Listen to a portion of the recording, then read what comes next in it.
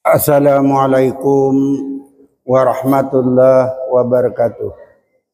Alhamdulillahi rabbil alamin. Wassalatu wassalamu ala asyrafil mursalin Sayyidina Muhammadin wa ala alihi wa sahbihi ajmain.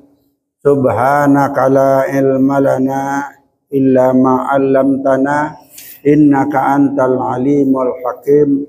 La haula wa la quwata illa billahil alil azim.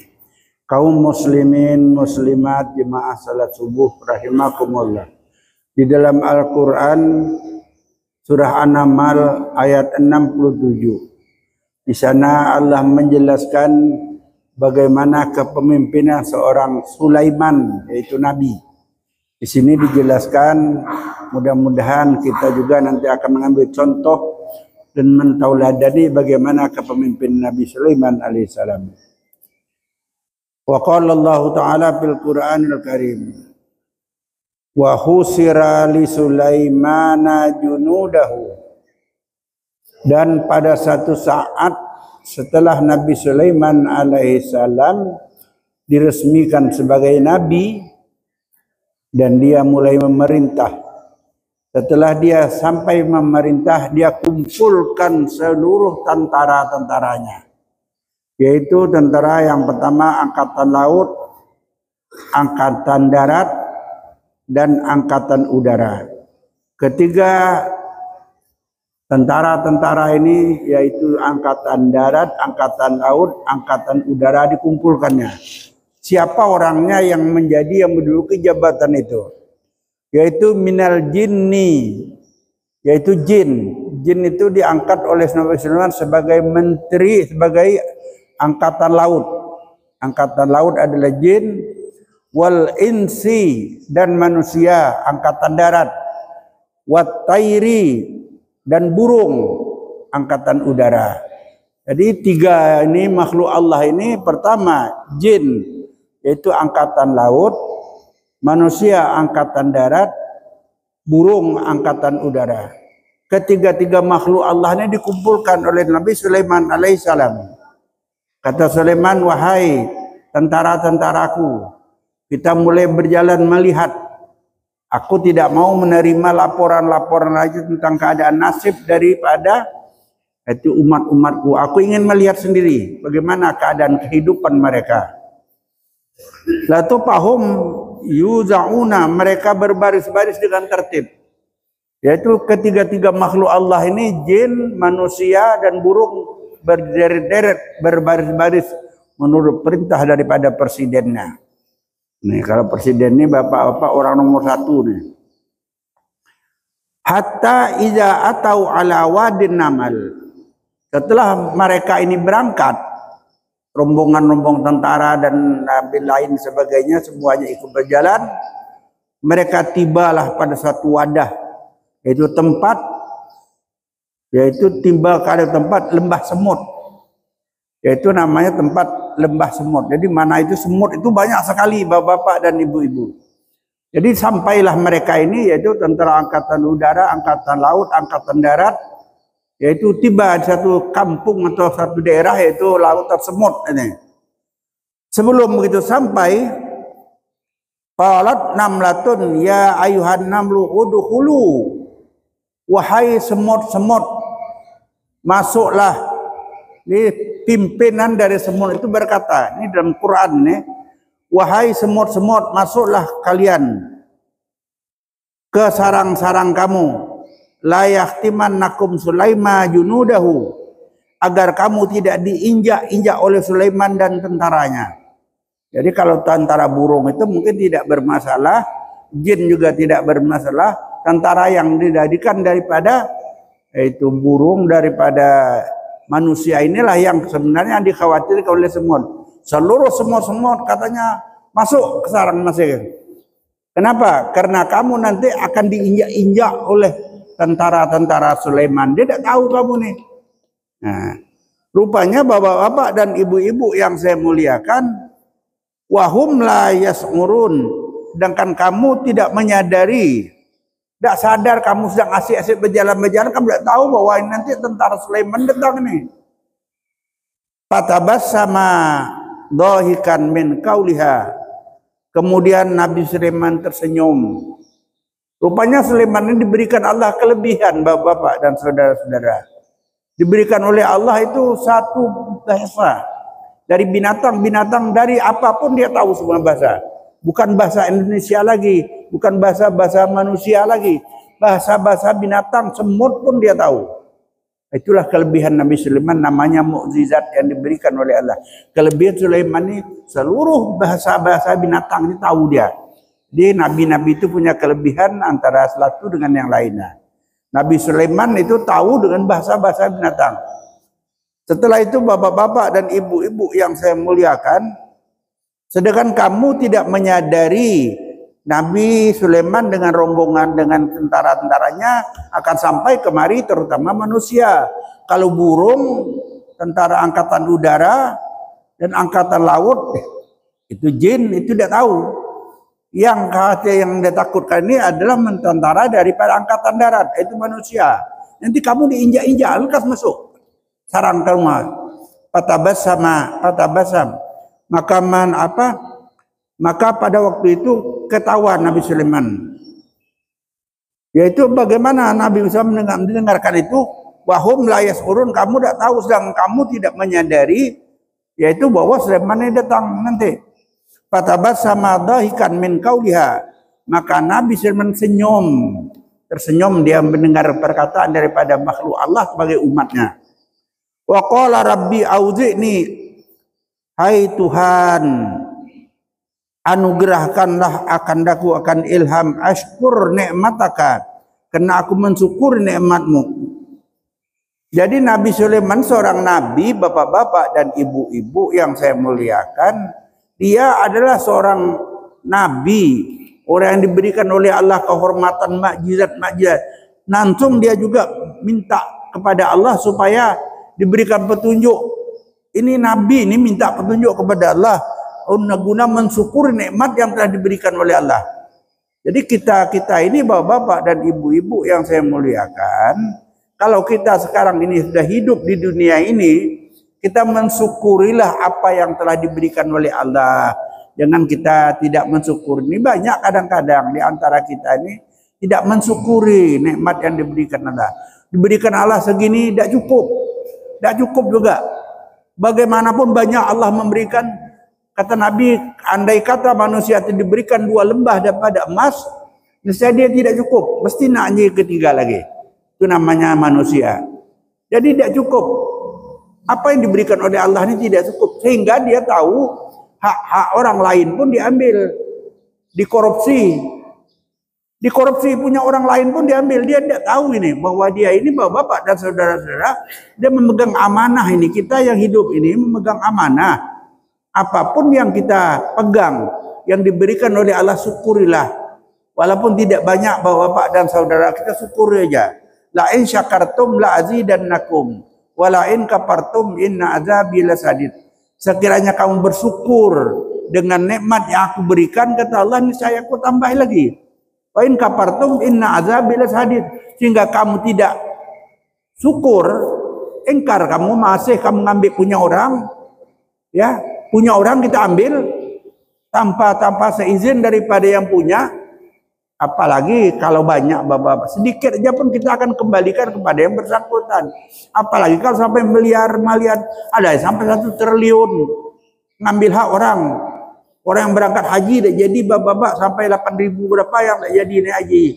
Ini nanti akan dipertanggungjawabkan, masuk neraka dia, Pak. Dia pun siapa dia. Tapi kalau dia itu mengambil hak-hak orang lain, ya, dia akan masuk neraka nanti.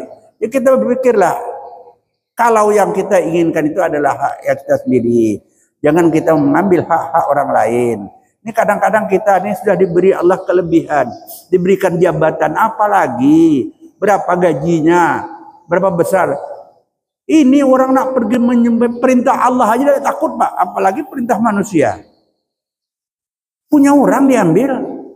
Yang 8.000 lebih itu berapa duitnya? 1 triliun lebih, Pak, uangnya. Diambil, mau dikemanakan uang sebanyak itu? Tidak cukup juga lagi, masih mau lagi. Coba bayangkan, itu namanya manusia tidak mensyukuri. Kita apa yang ada aja kita syukurilah. Niscaya kita apa yang kita miliki itu akan berberkat. Faqala rabbi auzi'ni an, ya Allah anugerahkan ilham, ashkur nikmataka, untuk mensyukur nikmat yang kau berikan kepadaku. Aku mensyukuri nikmat-nikmat yang kau berikan walaupun sedikit. Allati an'amta alaika, an'amta alayya, yaitu untuk anugerahkan, untuk membantu, yaitu memberi, itu wa'ala walidayya an a'mala salihan tardahu. Jadi supaya aku mensyukur nikmat yang diberikan Allah kepadaku, aku beramal amalan saleh yang kau ridai. Wa adkhilna bi rahmatika fi ibadika salihin, dan masukkanlah aku dengan rahmatmu, aku akan menjadi, dengan keluarga aku menjadi orang yang saleh, yang berterima kasih dengan apa yang kau berikan. Jadi bapak-bapak dan ibu-ibu, akhirnya Nabi Sulaiman berjalan terus nih, dengan rombong-rombong ramai-ramai ini. Kemana dia pergi? Ini Sulaiman bapak-bapak yang akan tahu kemana arah mereka. Jadi berjalanlah mereka seluruhnya ini. Nabi Sulaiman dikendarai di seorang jin yang membawa dia, burung yang membawa dia pergi terbang-terbang. Akhirnya mereka sampailah ke laut yang sangat luas sekali, laut Antartika, mungkin laut yang sangat dalam sekali. Prabowo pun nyebut juga, Pak, dia akan berusaha mencari sampai ke laut Antartika. Itu laut yang sangat dalam sekali. Sampai dia ke laut ini, bapak-bapak dan saudara-saudara, akhirnya dia berhenti. Seluruh tentara-tentara, yang manusia, yang jin, yang burung, semua berhenti. Lalu Nabi SAW meminta, hai laut, berhenti kau daripada ombak, tenang kau. Pada waktu itu juga laut, tenang bapak, seperti air dalam gelas ini. Tenang, tidak ada ombak sedikit pun. Di saat itulah Nabi Sulaiman menyampaikan, wahai saudara-saudara sekalian, coba di antara kalian siapa yang sanggup mencari benda yang ada di dalam laut ini. Yang di dalam laut yang paling dalam ini, coba siapa yang berani mencari benda yang ada di dalam laut ini. Lalu waktu itu mengangkat tanganlah jin Ifrit, Bapak dan saudara-saudara. Jin Ifrit ini mengangkat tangan dia. Saya Nabi Sulaiman sanggup. Kata Sulaiman, wahai jin Ifrit, kau nyelamlah ke dalam laut nih. Kau ambil nanti, kau cari benda yang paling ajaib, benda yang paling aneh. Bawa nanti keluar, bawa kepada aku. Akhirnya jin Ifrit menyelam bapak-bapak ke dalam laut. Begitu menyelam, sampailah dia ke dasar laut yang begitu dalam sekali. Di sana dia melihat, jin Ifrit ini melihat ada satu benda yang sangat bercahaya. Bercahaya terang itu di dalam laut itu, benda ini bercahaya terang. Sehingga jin Ifrit heran, apa benda ini yang terang benderang ini di dalam laut ini. Yang laut ini dalam, Pak, sampai 300 meter mungkin dalamnya. Akhirnya bapak-bapak dan saudara-saudara, jin Ifrit mendekati. Setelah mendekati bapak-bapak dan ibu-ibu yang saya muliakan, dia lihat rupa yang bercahaya itu adalah batu, Pak. Batu besar seperti buah kelikir itu, bulat, tapi besar itu. Bentuknya kayak kelikir itu bulat, putih warnanya, besar batunya, bukan kecil. Jin Ifrit heran, apa benda ini? Tak tahu dia. Benda ini bercahaya, kayak matahari bercahaya nih. Apa bendanya nih? Akhirnya diangkat oleh jin Ifrit, dibawa. Sampai ke daratan, letakkan di darat, disampaikanlah kepada Nabi Sulaiman. Wahai Nabi Sulaiman, aku melihat satu-satu benda yang aneh di dalam laut ini, bendanya bercahaya nih. Aku serahkan kepada engkau. Nabi Sulaiman pun takjub, heran. Apa bendanya nih? Bendanya putih, bulat, besar, bercahaya. Pada waktu itu Nabi Sulaiman hampiri. Tidak tahu dia apa bendanya. Tidak tahu Nabi Sulaiman apa benda ini bawa jin Ifrit. Bercahaya bapak-bapak dan saudara. Seperti cahaya matahari ini. Akhirnya Nabi Sulaiman berdoa kepada Allah, ya Allah, ya Tuhanku, tolong kau tunjukkan kepada aku apa benda yang ada ini di depanku yang dibawa oleh jin Ifrit ini. Apa bendanya nih? Begitu selesai Nabi Sulaiman berdoa, terbukalah batu itu, Pak. Begitu terbuka, dilihat oleh Nabi Sulaiman seorang pemuda yang ada di dalam batu ini, yaitu sedang sholat dia. Selesai dia salat, lalu Sulaiman menghampiri, wahai saudaraku, aku ingin bertanya, apakah engkau ini jin? Apakah kau ini malaikat atau manusia? Kau ini apa kira-kira, manusia kah, jin kah, atau malaikatnya? Jelaskan padaku, siapa kau ini? Lalu dia selesai, dia menjawab, aku adalah makhluk Allah seperti kau juga sama. Kau manusia, aku juga manusia. Itulah aku nih, manusia.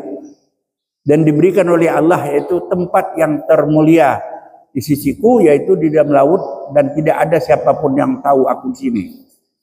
Lalu Sulaiman pun takjub. Kenapa kau sampai kemari? Apa masalahnya? Apa amal ibadah kau? Nah, ini mungkin yang menjadi amal bagi kita. Apa amal ibadah kau sehingga kau ini dapat tempat yang sangat mulia ini? Tak ada orang lain yang dapat seperti ini. Kau cuma satu.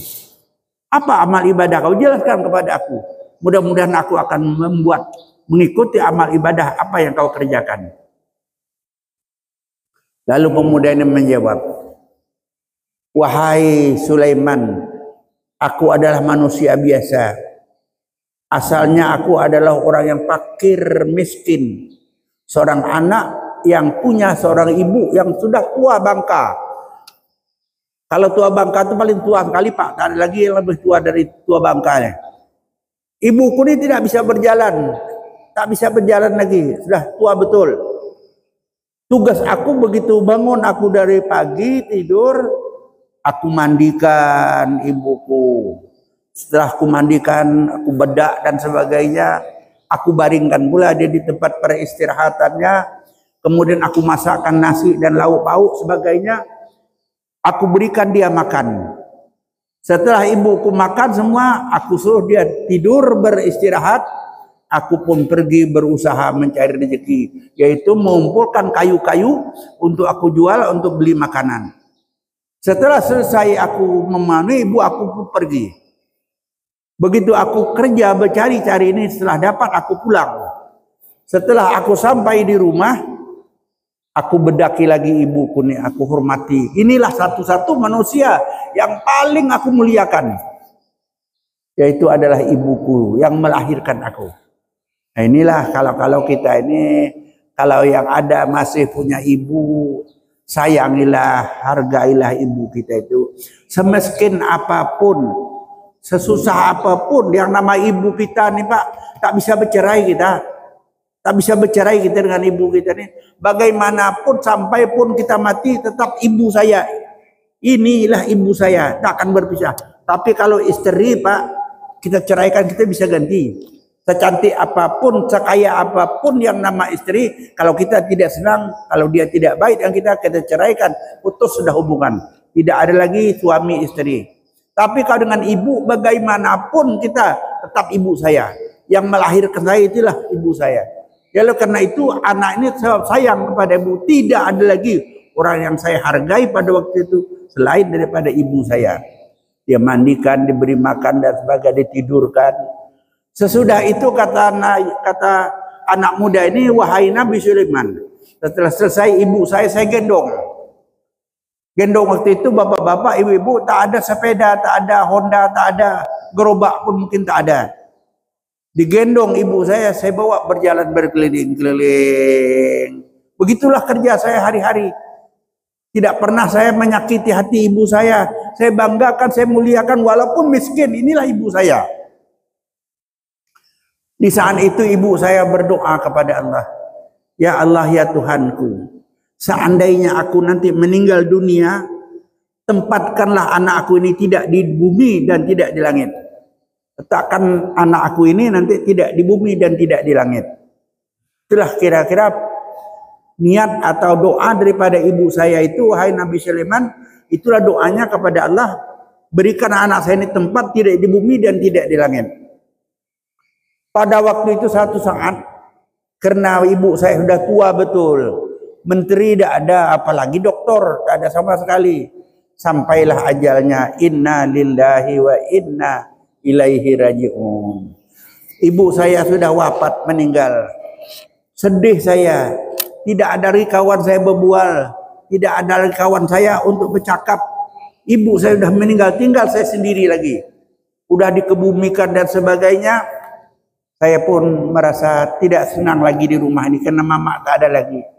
Walaupun miskin ini mamanya dimuliakan. Kalau kita ini kebanyakan, tapi tidak semua.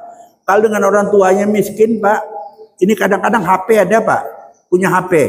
Orang tua manggil tak dijawabnya, Pak. Katanya nak minta duit aja. Ini mama ini minta duit aja, lain tak ada di kerjaannya. Bila dia bukan minta duit, ingin nanya cucunya. Saya juga, Pak, punya cucu. Cucu saya ada di Bandung, di mana. Kadang saya tak bisa ke sana. Kadang-kadang HP bisa berbual, alhamdulillah, syukur saya.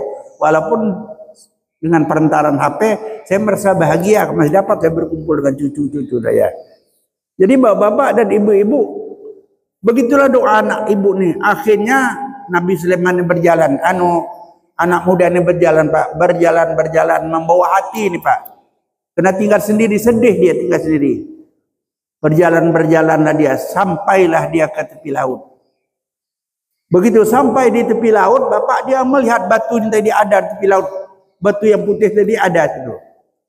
Setelah itu dia menyampaikan kepada Allah, ya Allah, apa benda ini? Apa benda ini?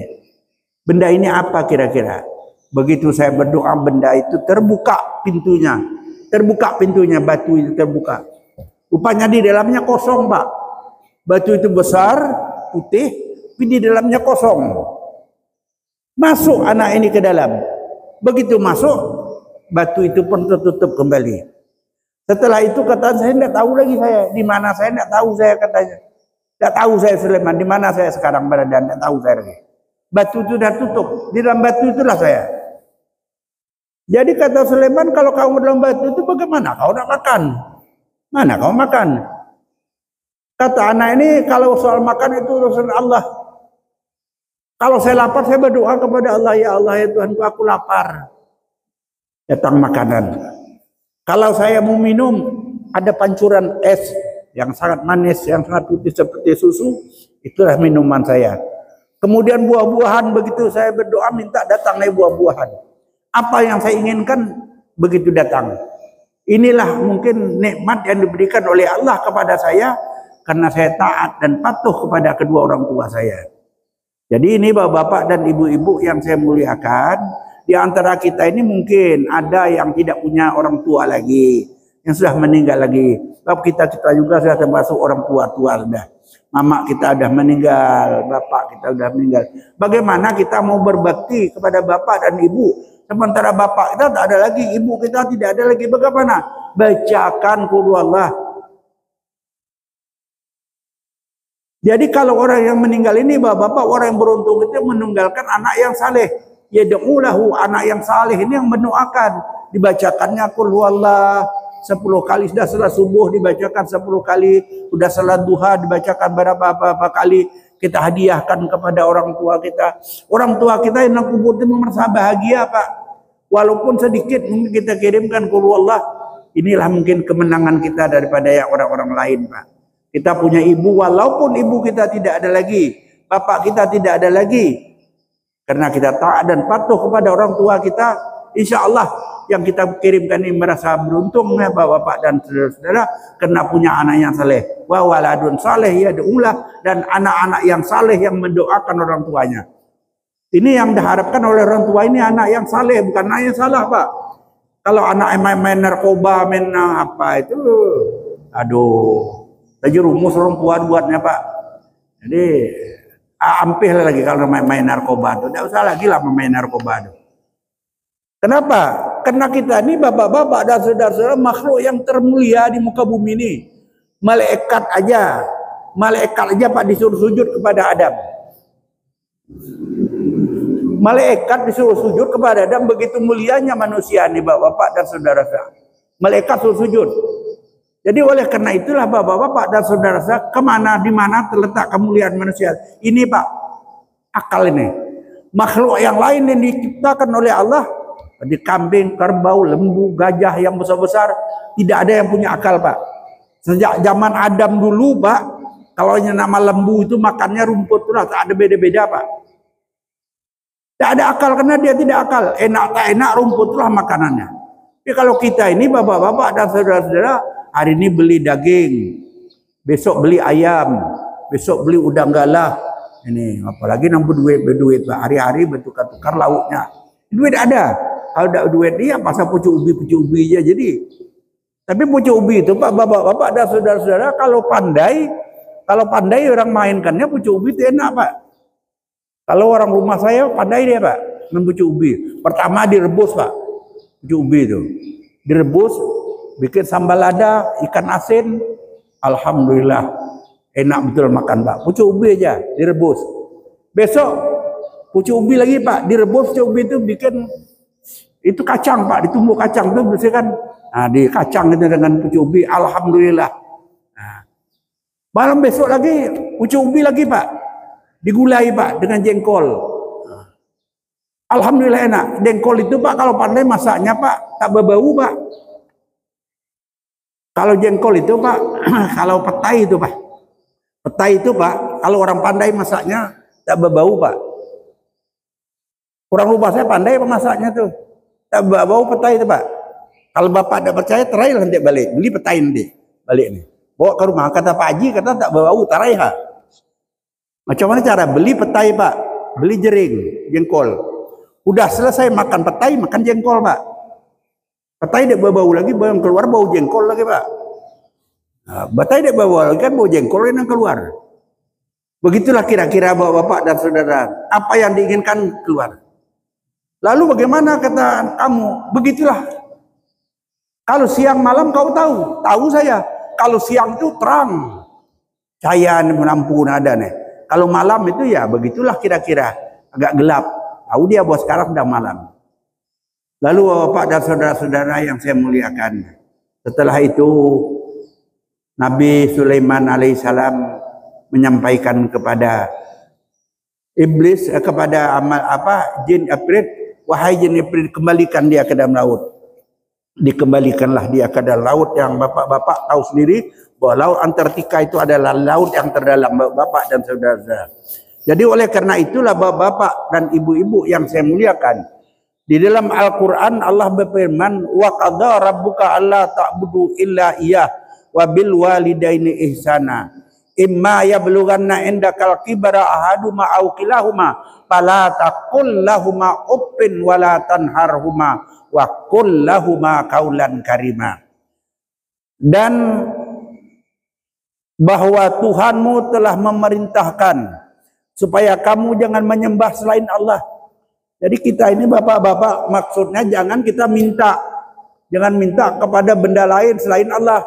Ini kadang-kadang kalau kita ada hajat Pak, itu kepada kuburan-kuburan, pergi sana pada kayu-kayu besar minta tolong luluskan aku, bisa aku jadi ini. Itu tidak boleh bapak-bapak dan saudara-saudara.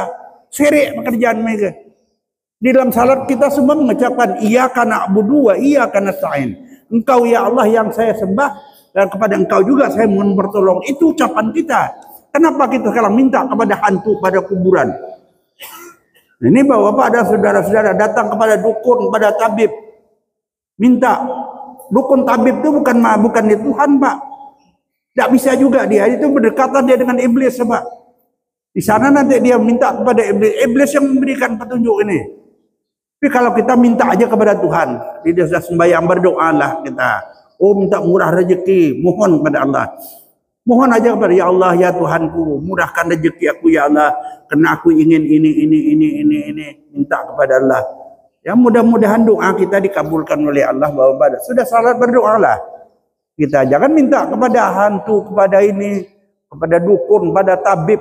Nah, dia usah minta sana. Jadi orang yang minta kepada selain Allah, mereka ini akan diazab oleh Allah nanti. Jadi oleh karena itu kita mintalah kepada Allah saja. Kemudian bapak-bapak dan saudara-saudara, Berhendaklah kamu berbuat baik kepada keduanya, kepada ibu dan bapak ini. Kalau tak ada ibu kita, tak ada bapak kita, kita tidak lahir, Pak. Tak lahir kita. Coba bayangkan 9 bulan 10 hari kita dikandung oleh ibu. Dibawa ke hulu, dibawa ke hilir, bawa ke laut, bawa ke darat. Penanggungan seorang ibu. Di saat dia akan melahirkan, dia pilih cuma 2 aja, hidup atau mati. Kebunnya, mobilnya, harta-harta lain semua tinggal. Cuma dia pikirkan 1-2 aja, hidup aku atau mati, itu aja. Kalau hidup, syukur alhamdulillah, dapat aku lagi makan rezeki yang dibelikan. Kalau aku mati, ya laki bebini ya pula. Ini ada hajab anak hendak apalagi nak soge-soge. Banyak aja nak mau. Nah, jadi oleh karena itu katanya, jika keduanya telah salah satu di antara keduanya sudah berusia lanjut, sudah manula, Pak, manusia umur lanjut sudah berusia lanjut, jangan kamu berkata-kata membentak-bentak. Wa qul lahuma qaulan karima. Berbicaralah kepada kedua dengan kata lemah lembut. Kalau mama manggil apa? Ma, ulun nggak ada dapat nih ini. Kalau tidak ada duit, mama minta. Tidak ada mak duit. Insya Allah nanti kalau aku dapatnya aku beri mak. Kan senang orang tua kalau mama minta arus. Aku kuliah kemari, beli datang kemari minta duit. Nah ini terpukul orang tua, bapak-bapak dan saudara-saudara. Kita lupa bahwa kita waktu lahir, bapak-bapak dan saudara-saudara, ibu itulah yang merawat kita.